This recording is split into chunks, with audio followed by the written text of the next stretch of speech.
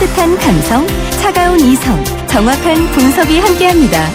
뜨거움과 따뜻함이 함께하는 시간, 신율의 출발 새 아침.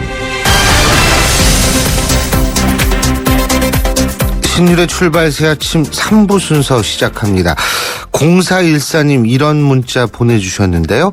매일 아침 7시 30분에서 40분 사이에 외곽 순환도로 판교 방향으로 이 평촌을 지나가야 하신다고 합니다. 근데 며칠째 일산 방향 평촌 산봉 구간만 가로등이 꺼지지 않고 켜져 있어요. 꼭 손 좀 봐달라고 전해주세요. 이런 문자 보내주셨는데요. 이 부분에 대해서 반드시 조치가 좀 필요할 것 같습니다. 방송 들으시면 관계자분들은 이 가로등 꼭 좀 조치해 주시기 바라겠고요. 공개방송 참여하시겠다고 상당히 많은 분들 문자 지금 계속 주시고 있습니다. 7268님 아침마다 서울에서 남양주까지 출근하면서 듣고 있습니다. 큰아들은 명지대 나와서 회사에서 이라크 근무 중이고요. 아유 참 잘 키우셨네요.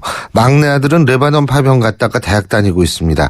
공개방송 꼭 가고 싶습니다. 이런 문자를 비롯해서 4477님, 0086님, 4854님, 5004님, 4048님, 2446님, 7007님 등 정말 많은 분들이 문자로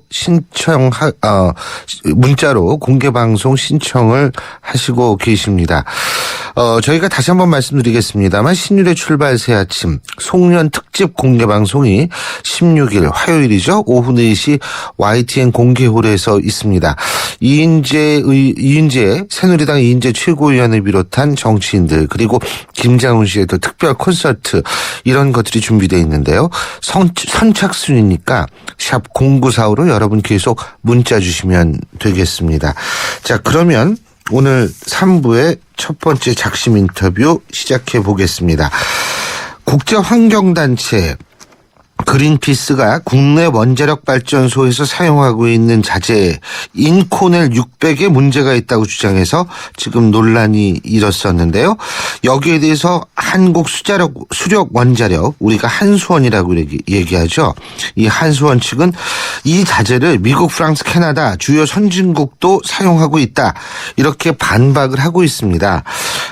과연 어떻게 이 문제를 바라봐야 할지 서울대학교 원자핵공학과 서균열 교수 연결해서 자세한 입장 들어보겠습니다. 서 교수님 안녕하세요. 네, 좋은 아침입니다. 예, 감사합니다. 네. 자, 인코넬 600 이게 뭐예요? 코넬 대학은 들어봤어도 인코넬 600은 뭔지 모르겠네요. 아마 코넬 안에 있는 것 같긴 한데요.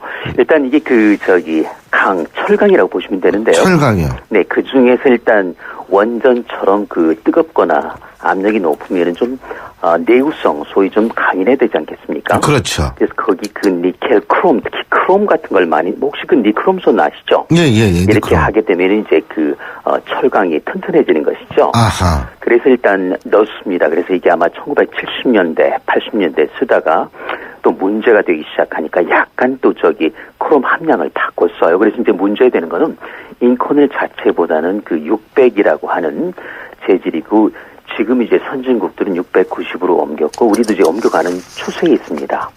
그렇군요. 네.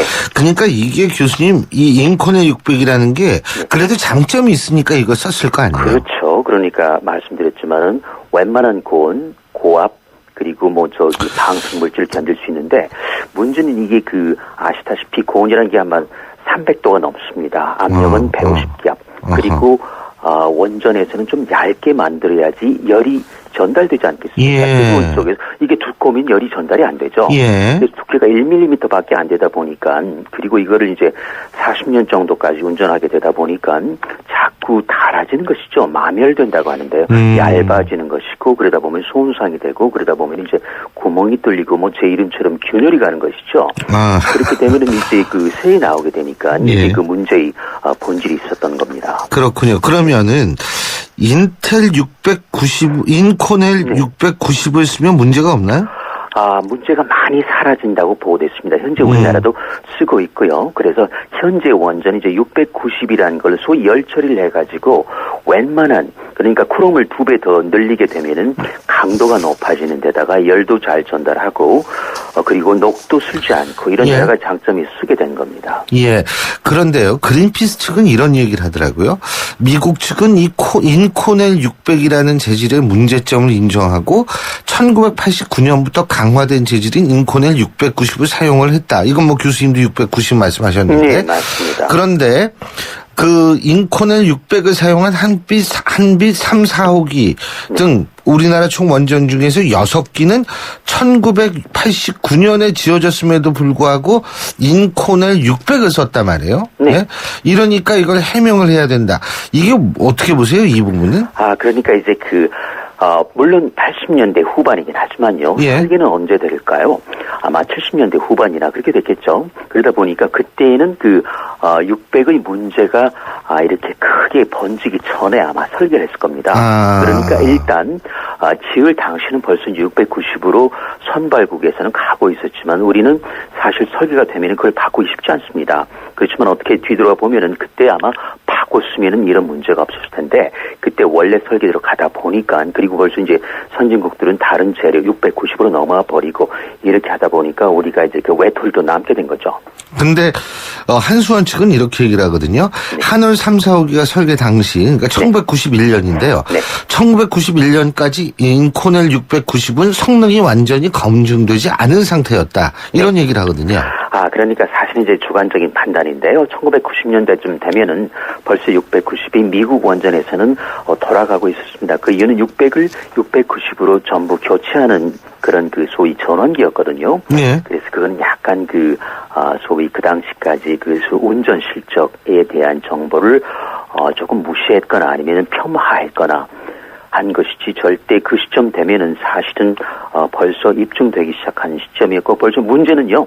600이라는데 문제가 발견됐다는 것이죠. 690이 더 좋고 안 좋고 문제보다는 600이 안 좋다는 게 판명이 됐으면은 글쎄요. 바꿔야 되지 않을까요? 바꿔 써야 될 것이고요. 근데 한수원 측에서는 또 이렇게 얘기를 합니다. 지금 네. 현재 말이에요. 네. 미국, 프랑스, 캐나다 등 주요 원전국의 67기가 여전히 네. 인코넬 600을 사용하고 있다. 네. 지금 이렇게 얘기를 하고 있거든요. 이거는 그것도 팩트일 거 맞습니다. 아닙니까? 그것도 맞습니다. 그 예. 이유는요. 아시다시피 미국, 프랑스는 우리보다 훨씬 전에 원자력 산업 시작했습니다. 그렇죠. 그 당시는 당연히 이걸로 지울 수밖에 없었고요. 예. 그런데 이제 그 같은 경우도 그냥 그게 온전해서 가는 게 아니고 막거나 또는 재생시키거나 이렇게 근거리 넘기고 있는 것이죠. 그래서 그걸 가지고 그래도 괜찮다고 하는 거는 그거는 소위 너무 아니란 마음 자세죠. 절대 이거는 안전을 그리고 더욱이 안심을 생각하는 그런 사업자의 태도는 아니라고 봅니다. 예. 그런데 물론 우리나라도 690으로 교체를 하고 있는 모양이더라고요. 맞습니다. 하고 있습니다. 지금 한수원 측이 얘기하는 네. 거 보면 사용 원전 인코넬 사용 600 네. 사용 원전 14기 중에 5기의 증기 발생기를 인코넬 690 재질로 네. 이미 교체를 했고 네. 한빛 3, 4호기도 2018년과 2019년에 조기 교체 예정이다. 네. 지금 이렇게 얘기를 하고 있거든요. 이러면은 맞습니다. 큰 문제는 없는 거 아니에요? 그러니까 이제 이게 그래서 이 인코넬 600이라고 하는 거는 사실 어떻게 보면 소위 아킬레스 건 같은 거예요. 네. 이게 있으면은요 약점이 있지 않습니까? 예. 보통 때 문제되지 않습니다. 언제 문제가 됩니까? 화살에 맞았을 때 그 화살이라는 게 예. 300도가 넘는 뜨거운 물일 수도 있고 150기압이 넘는 기압일 수도 있고 또는 녹수는 부식일 수도 있고 또는 한손이 주장하는 이물질일 수도 있고 예. 그게 화살입니다. 그 화살은 올 수밖에 없어요. 왜냐하면 예. 존재하니까. 예. 그래서 그 화살을 오늘 맞느냐 예. 아니면은 2년 있다가 맞느냐 그 차이가 있을 뿐이기 때문에 뭐 2년 있다고 만난다 또는 20년 있다가 만난다 하면은 안전하죠. 그렇지만 그게 내일 새벽일 수가 있단 말이죠. 그러면 어떻습니까? 그래서 이제 그 안심과 안전 사이에 괴리가 생긴 것이고 여기 이제 국민의 정서하고 사업자의 또 소위 영리를 위한 의지하고 이제 그 간극이 벌어지기 시작하는 거죠. 그렇군요. 근데요, 만일 말이에요, 인코넬 600으로 인해서 사고가 날 확률 얼마나 되신다고 보십니까? 그러니까 일단 이거는요, 사고라는 건 사실은 지금 같은 경우는 아까 균열 말씀드리지 않습니까? 예. 구멍이 생기면 무슨 뜻이냐면요, 원자로 안에 있는 300도가 넘는 물, 그리고 150기압의 물이, 터빈 쪽으로 새어나오기 시작합니다. 근데 그거는 물뿐만 아니고 뭐가 있을까요? 방사성 물질, 물질 그 아시지 않습니까? 예. 대신 제논, 크리틴 다 나오게 되시죠. 그래서 그게 일단 톱인 안에 있으면 상관없습니다. 그렇지만 경우에 따라서는 양이 많아지면 또 골라야 되지 않겠습니까? 그래서 예. 밖으로 나가게 될 것이고 또 엄밀하게 말하면은 소위 원자로가 좀 새는 것이죠. 근데 이거는 그 한두 개가 새는 게 아니고 현재도 100개 이상, 예. 어떨 땐 1000개, 어떨 때는 한 울 같은 게 3000개가 샜습니다. 8000개. 그러면은 줄줄 새지 않습니까? 예. 이게 소위 그 냉각제 상실사고 말 그대로 그냥 물이 빠져나가는 것이죠. 계속 물을 보충해 좀 좋습니다. 그렇지만 보충하는 과정에서 전기가 끊어지거나 또는 계속 들어가는 물보다 나오는 말이 많다면 어떻게 될까요?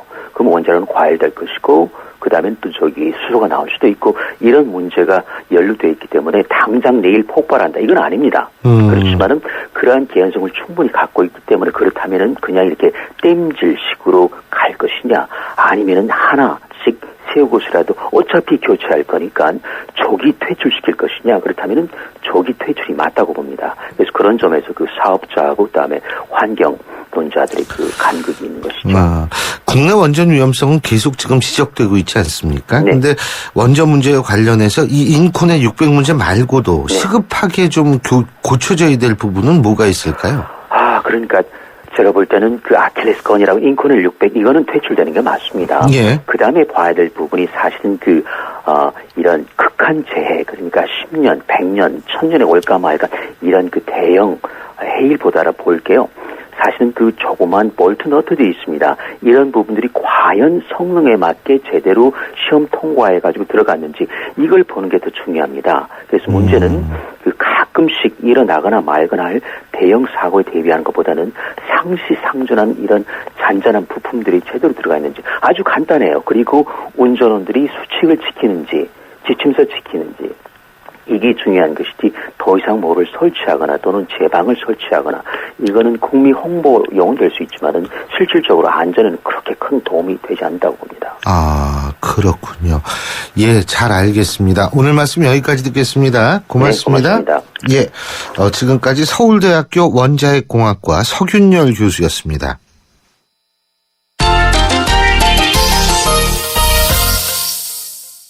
스포츠 소식 알아보겠습니다. 경향신문 김세훈 기자 연결합니다. 김세훈 기자. 네, 안녕하세요. 예, 오랜만에 여자 농구 소식을 좀 전해드려야 될 텐데. 네. 통합 3연패에 도전하는 우리은행이 단일 리그 개막 10연승의 신기록을 세웠다 그러죠? 네, 그렇습니다. 이제 통합 3연패라고 하면 정규리그에서도 우승을 하고 나중에 플레이오프에서도 정상에 오르는 걸 의미하는데요. 우리은행이 지금 통합 3연패를 노리고 있는데 어제 춘천에서 부천 하나회원하고 싸웠습니다. 우리은행이 67대 59로 승리를 했고요. 개막전부터 10연승입니다. 지금까지 개막 연승 기록은 이 역시 우리은행이 세운 9연승이었는데요. 그것을 1승 늘리는 신기록을 세웠고요. 물론 이제 한 시즌이 아니라 두 시즌을 건너서 세운 연승 기록은 15연승이 있습니다. 예. 어제 세운 기록은 단일 리그 최다 연승, 개막 최다 연승 신기록이었고요. 아하. 어제 샤샤 굿넷이라는 외국인 선수가 19점에 15리바운드, 또 휴스턴이라는 역시 외국인 선수가 13점, 그리고 국가대표 출신의 포워드 이명희가 14점 이렇게 올렸고요. 예. 우리은행이 이승아, 박혜진, 이명희, 양의지 등 국가대표 4인방이 버티고 있고 거기다 외국인 선수들 제목을 하고 있고요. 무엇보다 팀이 강해지려고 하면 백업 선수들이 강해야 되거든요. 네, 이전에 우리은행의 약점이 바로 백업비들이 약하다 그랬는데 이은혜나 박원주 선수들이 이걸 해결을 하고 있습니다. 코치들이 너무 열심히 훈련을 시키니까 유성호 감독이 오히려 내가 느슨해질까 봐 걱정이다 이런 얘기도 했고요. 특히 선수들이 자율적인 분위기 속에서 열심히 하고 있는데요. 그거는 이제 유성호 감독이 오고 나서 우리은행 선수들을 가장 많이 바꿔놓은 게 예. 체력 훈련입니다. 보통 여자 선수들이 우리은행뿐만 아니라 다른 팀도 그런데 후반으로 갈수록 체력이 많이 떨어지는데 우리은행 선수들은 정말 체력 훈련을 많이 했고 끝까지 자기 페이스대로 상대보다 체력이 앞서는 가운데 경기를 하면서 후반에 들어서 지치지 않는 거. 그리고 그걸 통해서 선수들이 자신감을 얻고 계속 이기다 보니까 예. 또 연승도 이어갈 수 있는 거죠. 그렇군요. 그리고 오늘부터 일본에서는 한일 골프 국가 대항전이 열린다고 하는데 객관적인 네. 전력에서 우리가 한참 앞선다고 그러네요. 네, 그렇습니다. 우리 대표팀 13명, 일본 대표팀 13명, 그중에 일단 한 명은 좀 부상 선수를 위해서 데뷔한 선수이고요. 그러니까 12명 대 12명이 한일 프로골프 대항전을 걸치게 됩니다. 우리나라 선수라고 일본 선수라고 비교하면 뭐 객관적인 면에서 보면 사실 좀 비교가 안 될 정도로 우리나라가 크게 앞서고 있습니다. 우리가 세계 랭킹 1위 박인비 선수도 출전하고요. 9위인 김효주 선수, 그리고 일본 프로 여자 골프 투어 상금 1위인 안선주, 그리고 2위인 이범희, 4위인 신지혜 선수도 나서고요. 유소연 세계 랭킹 8위, 최나연 16위, 할 것 없이 모든 선수들이 다 50위권 안에 들은 선수들입니다. 예. 우리나라 선수들의 세계 랭킹 평균을 내면은 약 21위 정도가 되고요. 반면 일본 대표들은 거의 모두 다가 일본 안에서 뛰는 선수들입니다. 그러니까 뭐 세계적인 선수들이나 그 미국 무대에서 뛰는 선수는 없고요. 일본 선수들의 평균 세계 랭킹을 내보면 91위입니다. 우리가 21위고 일본이 91위니까 우리가 뭐 객관적인 전력에서 상당히 앞선다라고 볼 수가 있고요. 예. 이틀 동안 경기가 열려지는데 첫날은 4볼 스트로크 플레이, 그러니까 두 명이 짝을 이뤄서 자기 공을 친 다음에 좋은 성적을 난 게 팀 스코어가 되는 거로 진행이 되고 마지막에는 12명이 1대1로 맞붙는 스트로크 플레이 방식으로 열리게 되는데요. 조가 어제 짜여졌는데 뭐 쟁쟁합니다. 일본 상금 랭킹 1위인 안선주, 2위인 이보미 선수, 3위인 이보미 선수가 짝을 이뤘고요. 또 이번에 신인왕열 KLPGA에서 탄 백규정과 신재 선수가 한 조를 이뤘고, 김효주는 이정민 선수하고 박인빈, 유소연하고 짝을 이루게 됩니다. 뭐 6경기가 진행이 되는데 일단 선제압을 하는 게 상당히 중요하겠죠. 그리고요, 이 한일전은 말이에요. 네. 지구가 멸망한다 하더라도 이겨야 되는 거 아닙니까? 네? 그렇습니다. 네. 우리 선수들이 뭐 워낙 열의도 강하고요. 그리고 이게 말씀하신 대로 이게 한일전이라는 게 우리 국민들한테 갖는 이게 특별한 의미도 있고 해서 꼭 이겨야 되고, 근데 조금 우리가 좀 방심하면 안 되는 게 우리 선수들 투어는 일본 선수로 좀 일찍 끝났어요. 우리 선수들이 훈련보다는 좀 휴식을 취하고 나서 경기에 나서고, 일본 투어는 지난주까지 투어를 했거든요. 그러니까 우리가 그동안 좀 훈련을 선수들이 열심히 했다고 하면 몰라도 혹시 조금 오래 쉬었다고 하면 역시 또 끝까지 긴장을 늦출 수 없는 경기가 될 겁니다. 그렇군요. 그리고 어제 그 국가대표팀 슈틸리케 감독이요. 네. 지도자들을 대상으로 강연을 했다고 그러는데, 네. 지도자들이 고집하신 만화의 3가지를 강조했다고 그러는데 뭐예요? 네, 이제 SOS다. 이렇게 첫 이니셜을 따서 그렇게 이제 보도를 하고 그렇게 이제 슈틸리케 감독이 강의를 했는데요. 우리가 얼핏 듣기에는 이거 중요한데 이걸 왜 고집하지 말라고 할까라는 조금 의외의 느낌도 드실 겁니다. S는 시스템, 그리고 O는 오르거니제이션, 그리고 S는 스킴이죠. 시스템에 너무 얽매이지 말고, 조직만 너무 강조하지 말고, 계획대로만 너무 하지 말아라. 라는 뜻입니다. 이걸 부인하는 건 아니고요. 이게 기본적으로 바탕이 돼야 되지만, 여기에 얽매이다 보고 하면은 고정적인 틀에 매몰되면서 창조적인 플레이나 유연한 플레이가 나올 수 없다는 뜻이죠. 그러면서 슈틸리케 감독이 하는 게, 이거를 빠지지 않으려면 선수들이 어릴 때부터 다양한 포지션을 뛰어야 된다. 내가 성인 선수는 수비수로 했지만 난 축구를 처음 시작할 땐 골키퍼였다. 그런 얘기를 했고, 그러니까 다양한 포지션의 선수들이 뛰면은 내가 그 포지션에서 어떤 역할을 해야 되는지, 아니면 저 포지션에서 뛰고 있는 동료가 무엇을 원하는지 알게 되거든요. 그러니까 그걸 고정적으로 이렇게 꽉 짜여진 것보다는 순간적으로 상황에 맞게 수시로 변화할 수 있는 거, 그게 바로 축구를 잘할 수 있는 비결 중에 하나다, 이렇게 설명을 한 거죠. 근데 이게 축구에만 해당되는 것 같진 않아요. 네. 사실은 맞습니다. 우리가 뭐 조직을 운영한다거나 아니면 인생을 논할 때에도 사실은 맞는 얘기죠. 특히 계획 부분이 있지 않습니까? 네. 인생에 계획을 세우지 않으면 안 되죠. 하지만 계획대로 되는 일도 없거든요. 근데 계획을 일단 세울 때 거기에 집착을 해버리면 더 좌절감이 많이 생기는 경우도 많거든요, 또. 그렇습니다. 어제 슈틸리케 감독도 비슷한 얘기를 한 게, 계획대로 하다 보면 선수들이 무료함을 느끼게 되면 집중이 떨어진다. 가끔은 계획을 깨는 그런 훈련들이 신선함도 주고 긴장감도 줄 수 있다는 거죠. 우리가 그동안 생각했던 뭐 시스템이나 조직이나 계획이 중요하다고 하지만 그것을 너무 고집했을 때 오히려 실패할 수 있다라는 그런 교훈이 된 말이었습니다. 그렇습니다. 오늘 말씀 여기까지 듣죠. 고맙습니다. 네, 고맙습니다. 지금까지 경향신문 김세용 기자였습니다. 윙가드 뿌니고의 박구윤이 전하는 우리집 행복지킴이 윙가드. 가정의 안전 항상 걱정되시죠? 스마트 방범창 윙가드가 강한 내구성과 스마트폰 알림 서비스로 가정의 행복을 지킵니다. 1566-7310 Smart Security Window, WinGuard. 예, 신율의 출발 새 아침 3부 순서 여기서 줄일 텐데요. 여러분 계속해서 많은 문자들 보내주고 계십니다. 9933님, 보험회사에 20년 넘게 근무하고 있어요. 공개방송에 꼭 참여하고 싶습니다. 이런 문자 보내주셨고요. 1147님, 출발 새 아침 오랫동안 팬이에요. 꼭 가고 싶어요. 역시 이런 문자 보내주셨습니다. 3581님, 정치 경제에 관심이 많은 현역 여군입니다. 꼭 뽑아주세요. 예, 그리고 0833님, 평소 이인재 의원을 존경해서 꼭 공개방송에 가고 싶어요. 아유, 이인재 최고위원 오늘 그냥 너무 기분이 좋으시겠습니다. 그 이외에도 5235님, 4626님 등등 해서 상당히 많은 분들이 계속 신청을 해주고 계십니다. 샵 0945로 여러분 계속 신청해 주시고요. 신율의 출발 새 아침 3부는 여기서 줄이고 잠시 뒤 4부에서 뵙겠습니다. 대한민국 사장님들, 이보영이에요. 사업하면서 힘든 일 참 많으시죠? 이젠 노란 우산 공제 꼭 챙기세요. 갑작스레 소나기가 와도 우산 하나 챙겨놓으면 걱정 없잖아요. 소득 공제는 물론 복리 이자에 목돈 마련 저축도 되고 법으로도 보호되니까 노란 우산 공제 하나면 마음이 든든. 50인 미만 소기업, 10인 미만 소상공인 사장님이라면 누구나 가입하실 수 있대요. 창업할 때 가장 먼저, 사업할 때 가장 가까이. 참 든든한 동행, 노란 우산 공제. 이 캠페인은 중소기업중앙회와 함께합니다.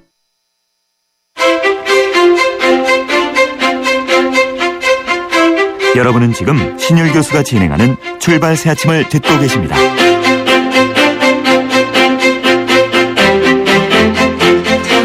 예, 신율의 출발 새 아침 4부 순서 시작합니다. 저는 이 금요일 4부 순서를 시작할 때마다 굉장히 설레입니다. 제가 사실 영화를 상당히 좋아하거든요. 그래서 그런 것뿐만이 아니라 주말 아닙니까, 주말. 여러분도 기분 좋으시죠? 바로 그 주말에 만나는 분입니다. 오늘도 시네마의 뉴스 오동진 영화평론가 나와 계십니다. 어서 오십시오. 네. 날씨 많이 추워졌네요. 네. 예, 안녕하세요. 네. 날씨가 많이 추워졌죠. 네. 많이 추워진 게 아니라 지금 영하 10도랍니다, 10도. 근데 뭐 예전에 제가 어렸을 때는 기본적으로 영하 15도, 16도 이렇게 내려갔었거든요. 요즘 기온이 너무 맞습니다. 따뜻해진 것도 네, 있고. 그거는 있어요. 그리고 사람들이 추위에 좀 약해진 것도 있고요. 예. 맞습니다. 근데 춥긴 추워요. 근데 뭐 제가 억하심정 있는 건 아닌데 뭐 하루 종일은 아니지만 방송 오프닝에도 제가 네. 대학 교수 성추행에 대해서 네. 얘기를 했거든요. 강제 네. 성추행. 네. 그리고 인터뷰도 했습니다. 네. 자, 오늘 주제도 대학 교수들의 이 강제 성추행 문제. 네. 특히 이제 이 지도층 인사라고 얘기를 하는 사람들의 강제 성추행 문제. 네. 이거 아니겠어요? 대학 교수분들 뭐 이게 일부죠, 사실은. 뭐. 일부죠. 근데 요새는 우리 신율 앵커님도 교수님이죠. 그럼요. 근데 있잖아요. 제가 교수라고 밝히면 이제 지하철 타면 여자들이 제 옆에 안 앉으려고 그럴 것 같아요. 예? 뭐. 이거 교수 이렇게 돼가지고 되겠습니까? 네, 정치인들의 성추행 사건도 끊이지 않고 이게 이제 뭐 거시적으로 보면 우리 사회가 그 약자에 대한 배려가 매뉴얼화가 안 돼서 그렇습니다. 우리 사회가 그러니까 약자에 대한 배려를 하기 시작했죠. 뭐 그 오래된 얘기는 아닙니다만 그러나 이제 단순하게 정서적으로 배려한다는 것과 그것을 사회적으로 매뉴얼화 시킬 필요가 좀 있거든요. 네. 예를 들면 뭐 어렸을 때 그 가정교육이나 공교육에서 그 약자를 건드리면 안 된다. 약자를 괴롭히면 안 된다. 그 약자에는 여성도 포함되어 있거든요. 그럼요. 그런 것들에 대한 교육적 매뉴얼이라든가 이런 것들이 사회적으로 굉장히 체계화돼야 되는데 우리 사회가 아직 그렇지 못합니다. 또 하나는 이제 좀 미시적으로 보면 그 우리 신율 앵커님도 교수님이십니다만 그 정치인들 지도층 인사 중에는 검사분들이 이제 그런 분들이 좀 있어요. 그렇죠. 검찰총장까지 네. 지금 이름 나오고 있는데. 제가 볼 때는 욕망을 너무 억압해서 그렇습니다. 예, 전 그러니까 검찰총장이죠. 네. 전 검찰총장. 이제 뭐 사법고시 패스한다고 네. 교수 된다고 공부만 하거든요. 근데 네. 그것이 이제 어렸을 때부터 입시 위주의 공부만 하고 사회적 출세를 하기 위해서 공부만 하거든요. 골방에 가로막혀서. 고시원이다 이런 데 들어가서 어렸을 때부터 욕망이 억제돼 있었어요. 그것이 이제 갑자기 사회 권력이 생기고 예. 사회적으로 뭔가 자기가 할 수 있는 여러 가지 일들이 생기니까 그것이 그 다른 방향으로 분출되는데요. 굉장히 부정적인 방향으로 분출되는 거죠. 그러니까 교육적 과정에서 그 공부를 열심히 하는 그 사람들도 다른 방식의 그 어렸을 때부터 그것을 자연스럽게 그 욕망을 분출할 수 있거나 긍정적으로 그것을 발산할 수 있는 어떤 길들을 만들어야 되고요. 기본적으로는 그렇게 그 시험 위주의 모든 사회적 나도 그건 반대예요. 네. 지금 논란이 되고 있었던 전직 검찰총장께서는 사업수단도 있으신 것 같으니까 제가 볼 때는 공부만 했나 그건 모르겠는데 진짜 그 맞는 지적이세요. 네. 그러니까 한 길만 계속 파니까 이게 자기 세계 속에 매몰될 수도 있는 거고 배려도 없어지는 거고 한순간에 안 되는 거고. 한순간에 그런 문제를 일으키거든요. 맞아요. 네, 그래서 그런 부분들은 그 성장 과정에서 그 개인적 성장 과정뿐만 아니라 사회적 성장 과정에서 여러 가지 어떤 방향타들을 맞습니다. 잡아 나가야 됩니다. 네. 예. 이런 영화 많죠. 이런 거 주제로 한 영화. 굉장히 많죠. 근데 뭐 아마도 이 부분을 본격적으로 그리고 아주 공세적으로 공론화한 그런 영화가 도가니가 아닐까 싶습니다. 공지영 도가니. 작가의 원작을 영화로 만들었었죠. 2010년 이때 만들었었는데요. 공유 배우가 나와서 주연을 맡아서 또 화제를 모았었던 작품이고 광주 인화학교 사건 2005년도에 벌어졌던 인화학교 사건을 공지영 작가가 거의 르포르 따주 수준으로 소설을 썼고요. 거의 팩트 위주의 그 책을 쓴 거죠. 그래서 그것을 가감 없이 윤색은 많이 하지 않고요. 거의 원작 그대로 살린 영화가 사실은 이 영화가 만들어졌을 때는 내용이 너무 어두워서 관객들에게 어필할 수 있겠는가 이렇게 생각했었는데 그렇죠. 예. 엄청나게 흥행에 성공했었죠. 그리고 실제로 이 도가니 사건 그러니까 광주 인화학교 사건을 5년 만에 다시 그 사회적으로 관심을 모으는데 집중시키는데 굉장히 큰 기여를 한 그런 작품이고요. 문제는 이제 이렇게 사회적 관심이 몰렸을 때는 재판 과정이 비교적 투명하게 공개되고 그랬었는데 그리고 사회적 여론이 원하는 대로 좀 움직여지고 그랬었는데요. 관심이 좀 미약해지니까 지금 그 현재로는 광주 인하학교 피해자들의 국가배상 그 소송이 기각된 걸로 패소한 걸로 알려지고 있죠. 네. 다시 한번 이제 이런 부분에 대해서는 경각심을 좀 높여야 될 것 같고요. 영화가 어쨌든 이런 그 사회적 문제를 여론화시키는데 굉장히 큰 역할을 한다는 것을 다시 한번 보여준 작품이었습니다. 그거는 맞는 말씀이십니다. 네. 그 얼마 전에 일본 영화도 있었다고 그러던데요. 히가시노 게이고라는 일본 작가가 굉장히 국내에서도 인기를 모으고 있는데요. 히가시노 게이고 소설은 기이하게도 한국에서 더 영화로 만들어지는 경우가 많습니다. 백야행도 그랬고요. 히가시노 게이고의 비교적 최신작인 방황하는 칼날이라는 작품이 정재영 씨의 주연으로 만들어졌고요. 이거는 이제 단순한 성추행 사건이 아니고 10대들의 성폭력 사건을 다루고 있고 10대들의 성폭력 사건이 이제 히가시노 게이고의 관점에서 보면 지나치게 뭐랄까요 솜방망이 처벌이다. 청소년이라는 그 이유 때문에 이런저런 범죄를 저지른 범행을 저지른 아이들을 이런저런 방벽으로 비호하는 그런 사회적 문제를 제기하고 있고요. 그것이 한국에서 그 영화화될 때는 그보다는 좀 더 개인적 그 분노와 복수 이런 일을 자기의 아이가 이런 일을 당했을 때 자기의 딸아이가 이런 일을 당했을 때 그 아버지가 할 수 있는 무엇 아버지가 그 담고 있는 분노, 좌절의 어떤 심리 이런 것들을 더 적극적으로 표현한 작품이었습니다.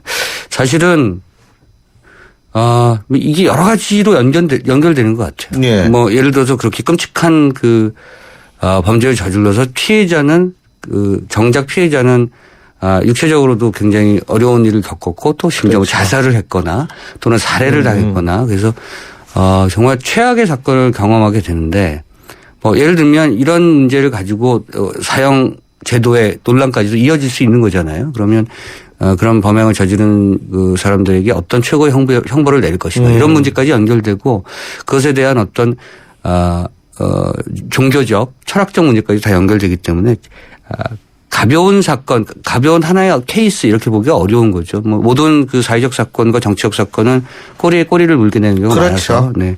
이 히라시마 계기고의 방황하는 칼날 역시 그런 그 과거에 있었던 어떤 그런 사건을 통해서 궁극적으로는 인간을 구원하는 문제가 어디서부터 어디까지인가까지 생각하게 되는 그런 영화였습니다. 네. 일본도 그렇고 뭐 한국도 그렇고 지금 이런 문제가 아주 분출하고 터져 나오고 있는 거죠. 예. 미국 사회도 뭐 더할 나위 없고요. 그래서 이게 왜 계속해서 이것이 정제되지 않고 이런 사건들이 더 참혹한 그런 과정을 통해서 전개되는가 이런 것들은 기성세대가 여러 가지 경로를 통해서 좀 고민해 봐야 되는 그런 문제가 아닌가 싶습니다. 그리고 헐리우드 같은 경우에는 많죠. 헐리우드는 쏟아내고 있다고 해도 지나친 말이 아닐 정도로 굉장히 많고요. 근데 그 이유가 일단은 뭘까요? 미국이 성범죄가 유난히 많아서 그럴까요? 아니면 그러한 것들을 유난히 잘 들춰내는 어떤 미국의 장점 때문에 그럴까요? 미국 사회가 혹자들이 생각하는 것처럼 많은 사람들이 생각하는 것처럼 굉장히 개방화된 사회고 여성에 대한 인권 여건이 보장되는 사회라고만 보시기 어렵습니다. 우리가 알고 있는 미국은 이스트 코스트, 웨스트 코스트죠. 동해안과 서해안. 동쪽으로는 뉴욕, 워싱턴이고요. 서쪽으로는 시애틀 밑으로 쭉 캘리포니아, LA 정도가 지금 우리가 알고 있는 미국이고 사실 그 안쪽의 미국은 굉장히 보수적이고 여성에 대한 어떤 권리나 이런 것들도 실제적으로 문제가 많은 그런 트러블이 많은 지역이 많습니다. 그러니까 미국의 중앙, 네브라스카, 미주리, 캔사스 이런 데로 들어가면 미시시피 이런 데 들어가면 흑인의 인권이나 여성에 대한 인권이 여전히 굉장히 보수적인 어떤 그런 기조로 움직여진 데가 많거든요. 퍼거슨 씨 사건만 봐도 그렇지 않습니까? 그래서 그 안에서 벌어진 여성에 대한 인권 유린이나 여성에 대한 여러 가지 어떤 성적 그런 침해나 이런 것들이 사실은 굉장히 많이 벌어지고 있는 거죠. 또 한 가지 그런 말씀 잘 하셨는데요. 잘 들춰내죠. 미국 사회는 그 여론의 네트워크가 굉장히 그래도 굉장히 발달한 곳이기 때문에 그런 문제를 공론화하고 여전히 미국적 힘이라고 하는 것은 미국적 양심이 또 한편으로 살아있기 때문에 그런 그렇죠. 문제에 대해서 끝까지 팔로우하고 네. 그리고 해결하려고 하는 노력이 더 많다 보니까 그런 일들이 많은 것 같습니다. 영화로는 저는 사실은 어렸을 때부터 본 영화 중에 1971년도에 샘 페킨파 감독이 만든 스트로독 더스틴 호프만이 나왔었는데 우리 제목으로는 이제 어둠의 표적이라는 작품 나왔죠. 한 동네 한 마을에서 자기 아내가 마을 청년들에게 윤간당하는 맞습니다. 그런 얘기죠. 아주 사실은 이 성폭력이라고 하는 것은 근원적 폭력과 맞닿아 있는 부분이고요. 사람이 가장 정난한 폭력이죠. 사람이 어떻게 저럴 수 있을까? 밑바닥 폭력의 밑바닥. 예. 그리고 1988년 작품으로는 조디 포스터가 나왔던 피고인이라는 작품을 기억하실 겁니다. 역시 이 여인이 조금 우리식으로 얘기하면 조금 난한 여인이었는데 이게 실화잖아요. 그렇죠. 그래서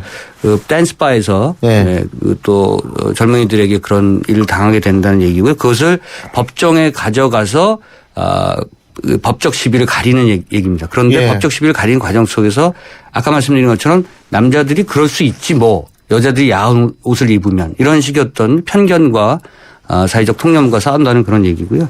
2006년도에는 그 샤를리즈 테론 주연의 노스 컨트리라는 작품이 있어요. 요거는 이제 직장 내에서의 성폭력 문제가 어떻게 한 사회를 살아가는 여인에게 큰 피해를 입히는가, 정신적, 육체적 이런 문제를 좀 다루고 있습니다.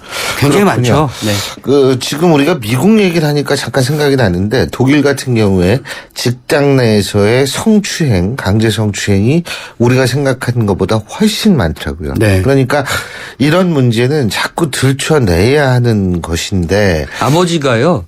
이렇게 아이에게 가르쳐 주는 겁니다. 그러니까 학교를 그러니까 네가 대학 교수가 되면 또는 네가 선생님이 되면 가르치는 학생들을 그러니까 멀리 봐야 된다. 학생으로만 봐야 된다. 이런 교육을 해야 되는 거고요. 가정교육에서.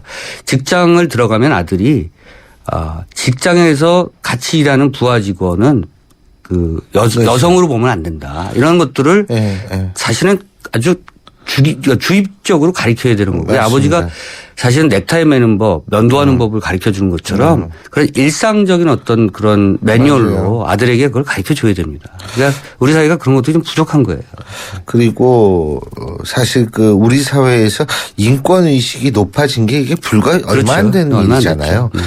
그러니까 이게 좀 이제 지금 그런 문제들이 사회 문제가 되고 네. 아직 하지만 일부 남성들은 과거에 봉건주의라고 얘기하면 뭐하지만 권위주의적 잔재의 사고 속에서 빠져 있고 그런 건데. 그러니까 요즘 뭐 한국 남성들이 여성보다 훨씬 못하잖아요. 그렇죠. 이제는 여성들을 좀 우러러보고 살아야 되는 시대라고 저는 생각하고요. 뭐 우러러보게 동등하게 생각하면 저는 되는데. 그 남극의 그 세종기지인가요? 예, 거기 예, 단장님이 여성이죠. 여성분이 예, 됐더라고요. 그래서 그런 걸 보면서 한국 사회가 이제는 그 남녀의 어떤 그런 역할이라고 하는 것들이 예. 말씀하신 것처럼 동등한 수준으로 올라왔다. 그럼요. 근데 이제 근데 사고가 그렇게 그렇죠. 안 된 근데 사람들이 간혹가다 남성들의 있는 사고가 거예요. 아직도 그걸 못 따라하고 네. 있다는 부분이 문제라는 거죠.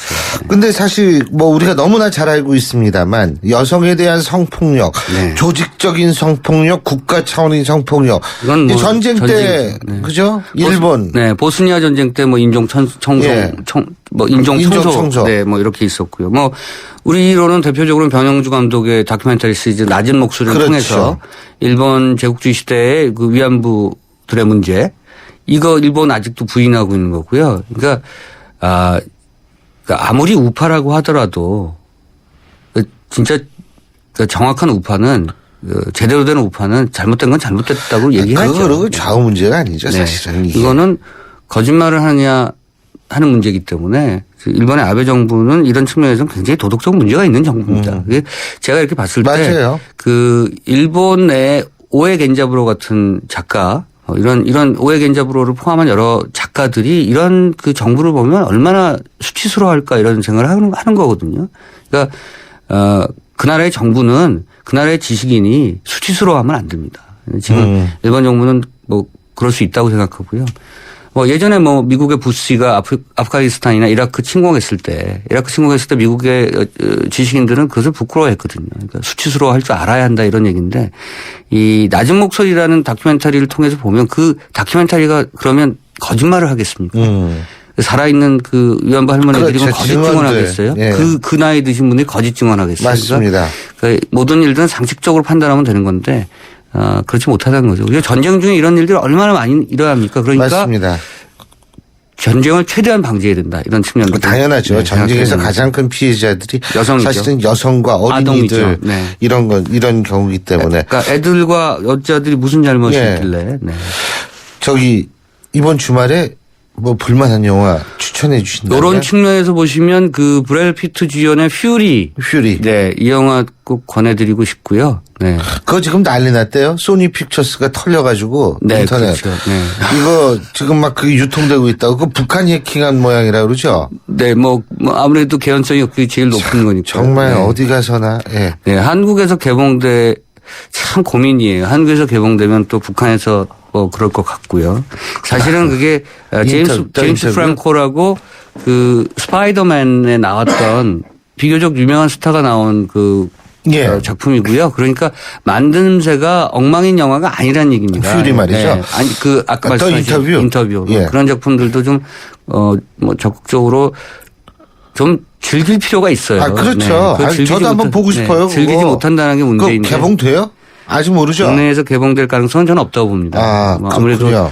여러 가지 어떤 그런 남북 관계의 또 문제를 또 발화시킬 수 있기 때문에 저도 그런 점들은 좀 바라지 않는 측면이 있고. 퓨리는 이 미국이 아까 그러니까 할리우드 영화가 이 전쟁 영화에 대해서 일가견이 있는 정도가 아니라 어마어마한 수준이라는 걸 다시 한번 보여주는 작품이기도 하고요. 그 테크놀로지는 따라갈 수가 없는 것 같아요. 아. 그리고 어쨌든 전쟁 중에 벌어지는 그 지금 영화 속에서 여성에 예. 대한 인권 이런 얘기도 또 비춰집니다. 그래서 그걸 한번 보시는 게 좋을 것 같고요. 그러니까 전쟁이란 무엇인가? 이 전쟁이 왜 벌어지고 그것을 왜 그 사람들은 수행하려고 그렇게 애쓰는가? 전쟁의 폭력은 어디까지 닿아 있는가? 왜 전쟁이 일어나면 안 되는가? 이런 예. 것까지 생각하게 해준 영화가 퓨리입니다. 그 국내에서는 이상한 징크스가 있어갖고요. 불문율이 있어서 전쟁 영화 잘 안 된다. 근데 이랬습니다. 퓨리 잘 되던데? 어쨌든 100만 명 넘었고요. 브래드 피트의 힘이었다고 생각하고 나중에 입소문은 영화가 재밌다. 뭐 영화가 대단하다. 아니, 이런 입소문이 난 거죠. 네. 그거요. 제가 솔직히 지난주에 극장 갔는데 퓨리 보러 갔어요. 솔직히. 근데 이제 미리 사전 인터넷 예매를 못 해가지고 현장 가서 살려고 그랬는데 그거 다 매진이에요. 그래서 딴 거 봤잖아요. 그 네. 빅매치 말씀하셨잖아요. 네네네. 참 정말 빅매치에 대한 그 선호도는 호가 엇갈립니다. 그래서. 호가 엇갈리나요? 저는 지지하는 쪽이고요. 아, 그러세요? 예. 저는 근데 그 사실은 영화는 그냥 처음부터 끝까지 싸우기만 하대요? 그런데 이제 한편으로는 그 사이버 도박사가 주인공인 이정재를 그렇게 속임수로 얽어매서 계속 네. 이렇게 몰아대는 모양새가요. 마치 그 자본주의에서 자본가가 뭐 노동자에게 그럴 수 있죠.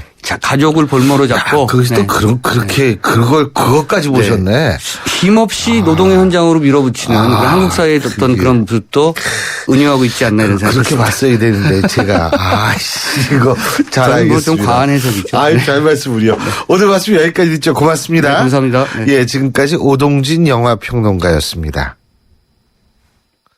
집에만 집중해 25년간 8만여 세대를 공급해온 호반건설이 수원 홈의실에 옵니다. 마트 공원을 더 가까이, 중심 상업시설을 편리하게, 신분당선 연장 예정. 지금 수원 홈의실 지구에서 첫 민간 분양 브랜드 아파트 호반 베르디움을 만나보세요. 문의 1800-8355 호반건설.